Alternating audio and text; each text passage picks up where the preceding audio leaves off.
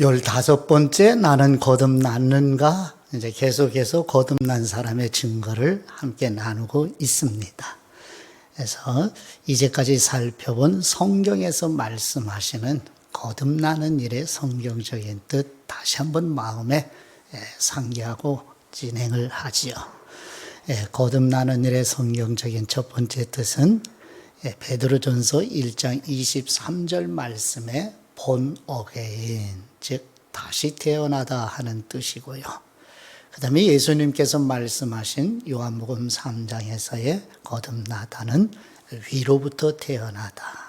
즉 다시 말씀드리면 위는 하늘이고 그 하늘은 셋째 하늘, 즉 하나님으로부터 태어나다 하는 뜻이고요. 그 다음에 예수님의 형제 야고보는 진리의 말씀으로 하나님께서 낳으시다 하는 단어로 표현을 해 주었습니다. 그 다음에 이제 사도 바울을 통하여서 이 거듭나는 일의 성경적인 뜻은 바로 중생 곧 새 출생의 의미로 우리에게 전해주고 있고요. 그 다음에 이제 옛 창조와 대조하여서 새 창조라고 가르쳐주고 있습니다. 마지막으로 죄와 허물로 죽은 영혼을 살리시는, 그래서 살리심의 성경적인 거듭나는 의미를 정리를 했지요. 6가지 한번 마음에 다시 한번 되새기고 진행을 하면 좋겠습니다.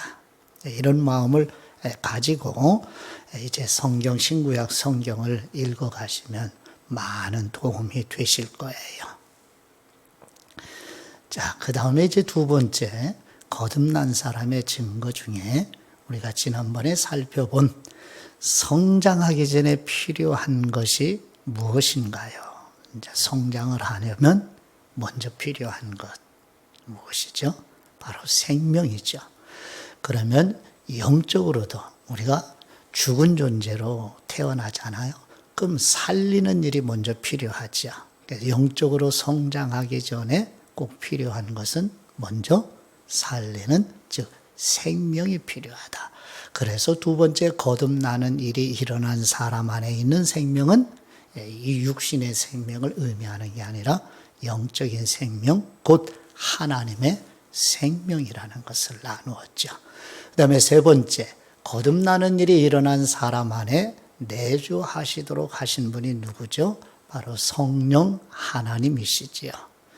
자, 그러면 네 번째 어떤 질문이 나올 수 있죠? 거듭나는 일이 일어난 사람이 죄를 지으면 내주에 계신 성령님이 떠나시는가 하는 질문이 생기게 되죠.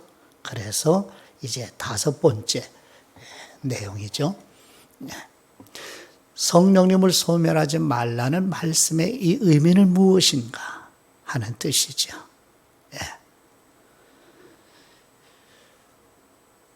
이 말씀의 의미는 성령님을 근심하게 하지 말거나 혹은 성령님을 슬프게 하시거나 성령님을 탄식하게 하지 말라 하는 뜻으로 우리가 다른 성경을 찾아보고 이해를 했어요. 그럼 7번째, 영적으로 새로 태어나면 갓난아기죠. 장성한 사람이 아니라 갓난아기라고 할 수 있죠. 근데 하나님 앞에서 우리는 언제나 믿음이 성장하고도 영적인 갓난아기로 이렇게 표현을 했습니다. 그러면 갓난아기에게 필요한 것이 무엇이에요? 그렇죠? 양식이 필요하죠. 그럼 영적인 갓난아기에 필요한 양식은 바로 하나님께서 우리에게 신구약 성경의 말씀을 허락해 주셨습니다. 그래서 우리가 마태복음 4장 4절 말씀을 반복해서 읽고 묵상하도록 우리 함께 약속했죠? 네. 어떤 말씀이죠? 다 같이 한번 마음에 되새겨 보시겠어요? 예수님께서 대답하여 이르시되 기록되었으되 사람이 떡으로만 살 것이 아니요 하나님의 입으로부터 나오는 모든 말씀으로 살 것이라 하였느니라. 아멘. 사람은 몸이 있고 영적인 영역이 있어요. 즉 다시 말씀드리면 몸과 영혼을 가진 존재지요. 그래서 몸의 건강을 유지하려면 누구나 다 양식이 필요하죠. 이와 마찬가지로 이 영혼의 양식으로 하나님이 주신 양식이 바로 신구약 성경 말씀이에요. 그래서 이것 하나를 가지고 우리가 하나님의 생명이 있는지 없는지 가늠해 볼 수 있는 하나의 시금석이 될 수 있지요. 하나님의 말씀에 관심이 있죠? 흥미가 있으시죠? 하나님의 말씀을 알고 싶죠? 하나님의 말씀을 먹고 마시고 싶으시죠? 그러면 바로 하나님의 생명이 있다는 증거 중에 하나입니다. 그 생명의 크기는 다를 수 있어요. 다시 말씀드리면 믿음의 성장의 과정은 다를 수 있지만, 그렇죠? 어린아이도 생명은 생명이에요. 믿음이 연약한 성도도 하나님의 생명을 가지고 있어요. 그렇기 때문에 영혼의 양식을 먹어야 돼요. 하나님의 말씀을 듣고 싶은, 갈망하는, 이런 자신을 생각하면서 바로 내 안에 하나님의 생명이 있는지 없는지 여부를 가늠해 보는 소중한 시금석으로 삼기를 축복합니다. 그러면 이제 하나의 질문을 하도록 하죠. 다시 한번 마태복음 4장 4절 말씀 눈으로 한번 보시죠. 예수님께서 대답하여 이르시되 기록되었으되 사람이 떡으로만 살 것이 아니요 하나님의 입으로부터 나오는 모든 말씀으로 살 것이라 하였느니라 하시니 아멘. 꼭 기억하시면 좋겠습니다. 오늘 말씀 로마서 10장 4절 말씀을 중심으로 이제 나누도록 하겠습니다. 로마서 10장 4절 말씀, 오늘의 제목은 의로우신 하나님 앞에 우리는 어떻게 의로울 수 있는가요? 하는 질문으로 우리 안에 이 의를 어떻게 하면 가질 수 있는가에 대한 질문을 가지고 오늘 말씀을 함께 집중하여 나아가도록 합니다. 로마서 10장 4절 말씀입니다.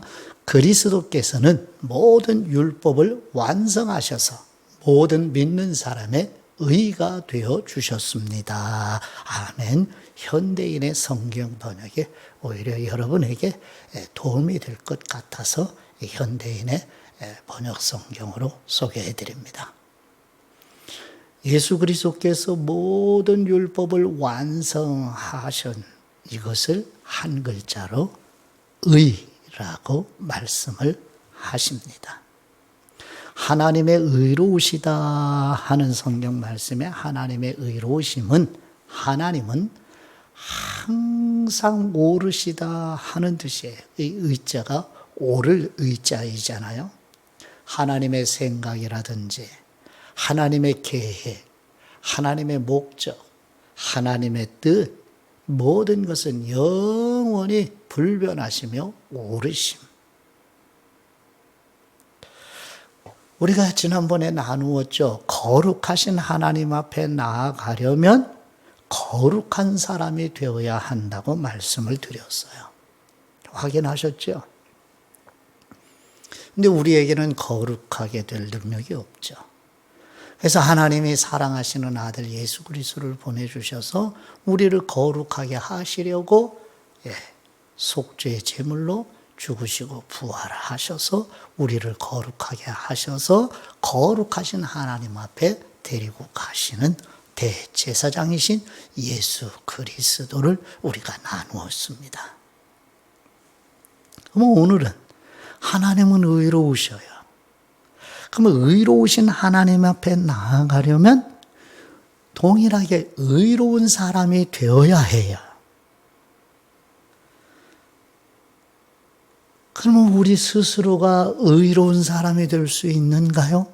라는 물음 앞에 성경의 대답은 우리의 삶의 경험으로도 하나님 앞에 의로울 수 없습니다. 그래서 우리의 처지가 불쌍하고 비참한 처지에 있는 거예요.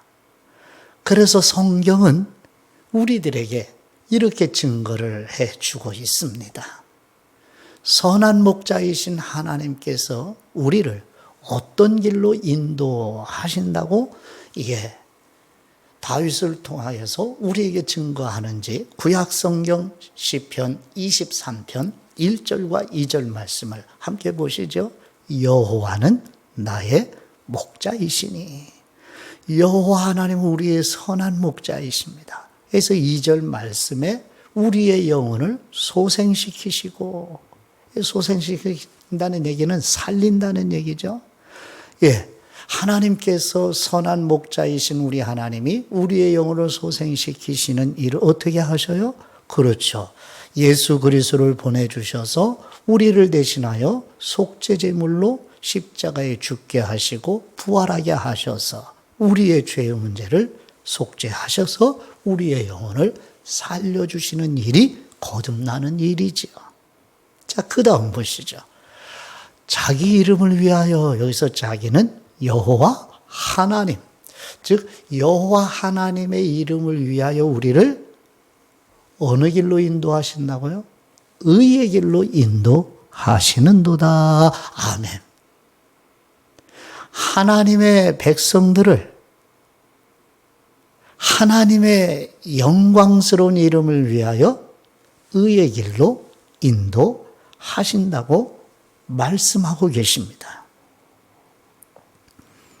자, 그러면 의는 항상 옳음을 의미한다고 그랬어요. 그래서 의의 길이라는 이 말씀은 우리 인생의 올바른 길이기도 하지만 그게 전부일까요, 과연? 이런 질문을 해볼 수 있죠. 의의 길은 궁극적으로 누구를 가리키는지 신구약 성경 안에서 증언을 들어보아야 하지 않겠습니까? 그래서 두 번째 이런 질문을 하게 돼요. 우리를 의의 길로 인도하시기 위해 먼저 하나님께서 우리 안에서 하시는 일은 무엇인가요? 라는 질문에 복음서에 나타난 예수님의 증언을 우리 함께 귀를 기울여 보도록 할까요? 요한복음 6장 45절 말씀에 선지자의 글에, 선지자의 글은 구약 성경을 가리키죠. 그들이 다 하나님의 가르치심을 받으리라. 하나님의 백성들이 하나님의 가르치심을 받을 것이라고 기록되었은즉, 그 다음 아버지께 듣고 배운 사람마다 내게로 오느니라. 아멘. 먼저 하나님 아버지께서 창세전에 선택한 백성들을 예수 그리스도에게 보내시기 전에 먼저 하나님 아버지가 가르쳐 주시는 것이죠. 그래서 하나님 아버지께서 듣게 하시고 가르쳐 주어서 그 사람을 예수 그리스도에게로 보내신다고 구약 성경에 이미 말씀하셨고, 그것이 실제로 우리에게서 어떤 내용이 이루어지는지를 살펴보시면 좋을 것입니다.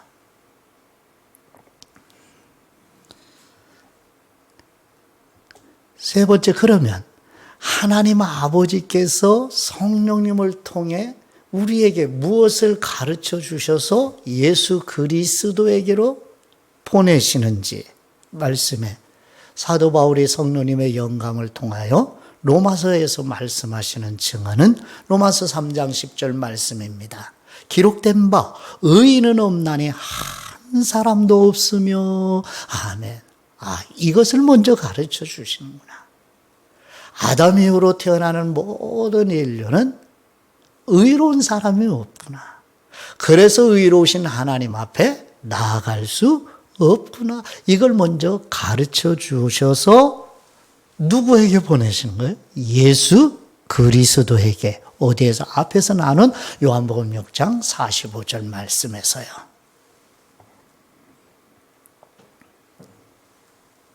여기서 의, 사람과 사람을 서로 비교하여 상대적으로 다른 사람보다 나는 더 올바른 사람이야, 이런 의미가 아니에요.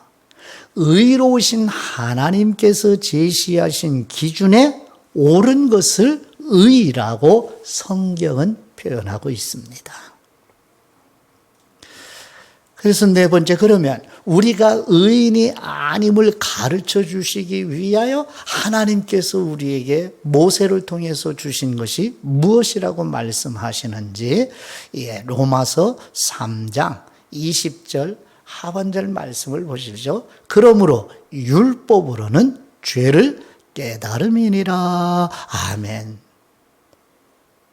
하나님 아버지가 저와 여러분을 가르쳐서 예수 그리스도에게로 보내시는데 무엇을 가르치는가 하면 우리는 의롭지 못하다.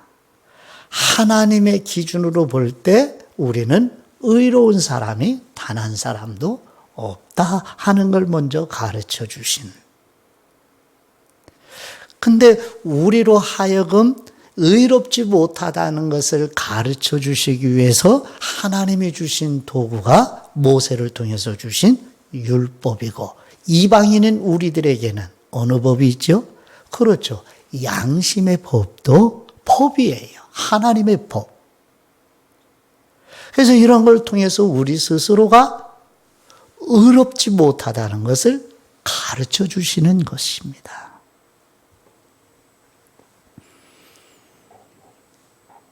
그래서 다섯 번째, 바울은 성령님의 영감으로 율법이 하는 역할을 우리들에게 증언해 주고 있어요. 한번 보실까요? 갈라디아서 3장 24절 상반절 말씀에 이같이 율법이 우리를 그리스도께로 인도하는 초등교사가 되어. 아멘. 우리나라에도 양인, 즉 양반이 있었으며 또 조선시대에 노비들이 있었어요. 천인의 계급의 사람이었죠. 2000년 전의 인류의 역사에도 동일해요. 종과 주인이 함께 사는 시대, 사회 현상이죠. 주인의 자녀가 성인이 되기까지 주인집에서 살고 있는 종이 이 주인의 자녀를 성인이 되기 전까지 생활 규범을 가르치고 인도하는 역할을 주인이 종에게 맡겨주었어요. 이것을 후견인이라고 말씀을 하죠. 그래서 주인의 자녀가 성인이 되면 이제 이 주인집에 있는 종은 그동안에 양육하고 도와주었던 후견인의 역할을 마치고 그 자녀를 주인에게 인도하는 역할을 하는 것이 종이 하는 일, 즉 후견인이 하는 일이에요. 그래서 사도 바울이 이것을 비추어서 율법에 하나님께서 주신 목적, 그 율법의 역할이 바로 초등교사 역할, 주인의 아들을 양육하고 돌보는, 즉 성인이 되기 전까지 돌보도록 하는 초등교사, 후견인의 역할을 한다고 가르쳐주고 있습니다. 자, 이렇게 하나님이 주신 율법이 우리로 하여금 이러한 것을 가르쳐주는 거야. 율법은 예수 그리스도가 오시기 전까지만 하는 역할을 해요.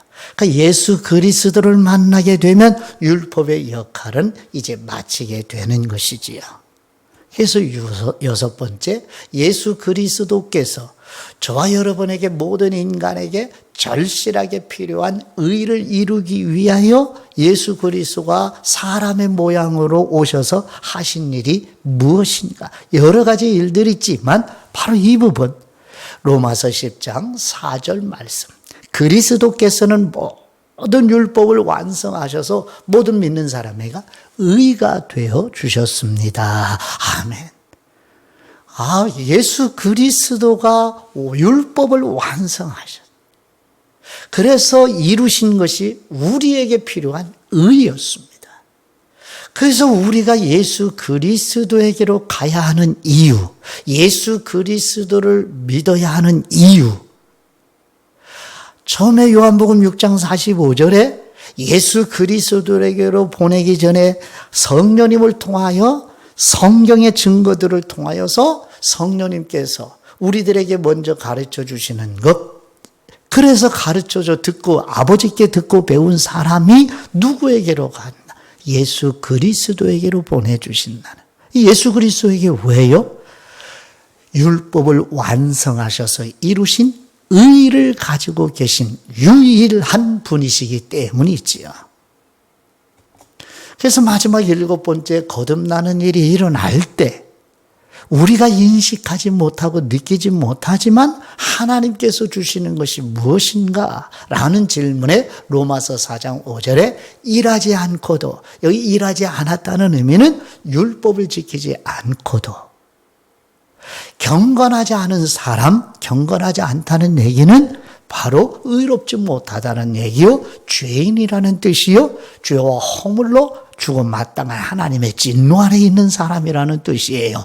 경건하지 않은 사람을 의롭다고 인정하시는 하나님을 믿는 사람에게는 그의 믿음이 의로 여겨집니다. 여겨진다.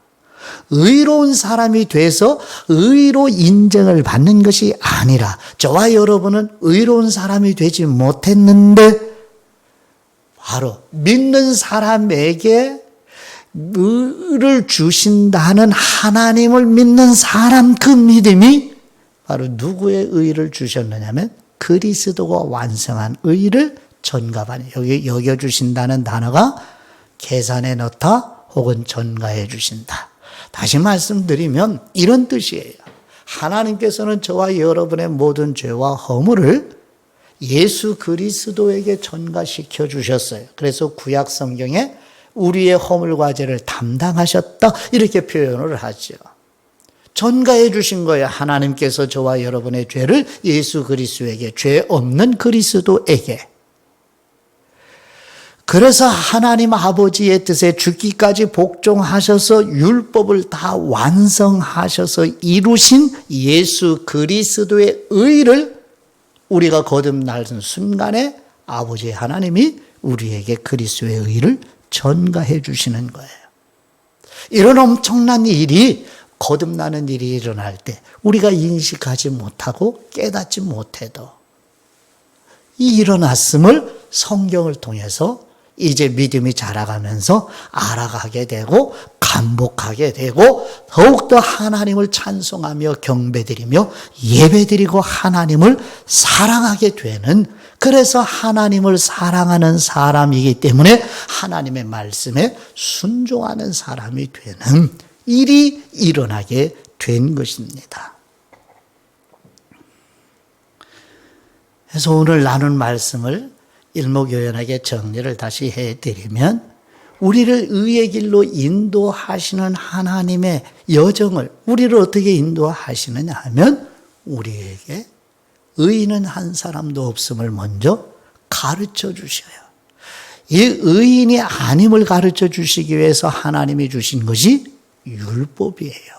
그래서 죄를 알게 해주시고 하나님 앞에 의롭지 못하다는 것을 가르쳐 주셔요.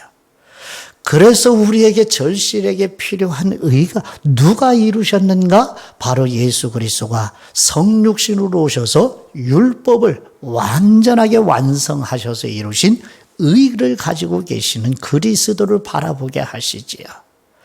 그래서 하나님 아버지께서 창세전에 선택한 저와 여러분에게 이 복음의 메시지를 듣게 하실 때 성령님께서 죄로 죽은 우리의 영혼을 살려주셔서 아버지가 주시는 믿음의 선물을 가지고 그리스도의 의를 전가받게 되는 거예요. 그래서 의로운 사람으로 인정받는 것입니다. 의롭게 살았기 때문에 의를 인정받는 것이 결코 아니고요. 그래서 하나님 아버지가, 즉 거룩하시고 의로우신 하나님 아버지께서 우리를 바라보실 때에 우리의 죄와 허물을 보시는 것이 아니라 그리스도의 의를 바라보시고 우리의 찬송을 받으시고 우리의 예배를 기뻐 받으시고 우리의 기도를 들으시게 되시는 거예요.